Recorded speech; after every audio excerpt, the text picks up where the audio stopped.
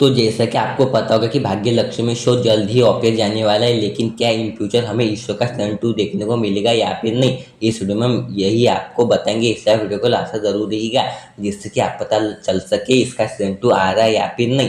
तो जैसा कि आपको पता होगा कि भाग्य लक्ष्मी सीरियल काफ़ी अच्छा चल रहा था, लेकिन रिसेंटली इसके अंदर लिप भी आने वाली थी, लेकिन अचानक से इसको ऑफेयर करने का डिसीजन कर दिया गया। मगर दोस्तों फाइनली फैंस की काफ़ी ज़्यादा डिमांड उठ रही है कि इस शो का ऑफेयर ना किया जाए। अगर ऑफेयर भी किया जाए तो इसका जल्द से जल्द सीजन 2 लाया जाए। तो मैं आपको बताना चाहूँगा कि सीजन 2 को लेकर अभी सिंगल अपडेट तक नहीं आ रही है। इन फ्यूचर ऐसा हो सकता है कि हमें इसका सीजन 2 देखने को मिल जाए, लेकिन अभी के लिए कोई भी इंफॉर्मेशन नहीं आ रही है जिसका सीजन 2 लाया जाएगा या फिर नहीं। बाकी दोस्तों आप लोग चैनल को सब्सक्राइब करके रख लेना, ताकि इस शो से जुड़ी कोई भी अपडेट आएगी तो मैं आपको सबसे पहले वीडियो बनाकर बता सकूँ।